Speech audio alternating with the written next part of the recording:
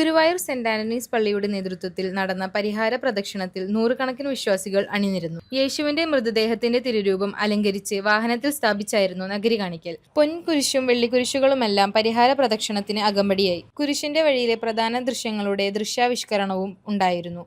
തിരുവെങ്കിടം, ഇരിങ്ങപ്പുറം, മാവിൻചുവട് മേഖലകളിലൂടെയായിരുന്നു പരിഹാര പ്രദക്ഷിണം കടന്നുപോയത്. തിരുകർമ്മങ്ങൾക്ക് വികാരി ഫാദർ സെബി ചിറ്റാട്ടുകര കാർമ്മികനായി. വന്നോരമ്മയ തനയ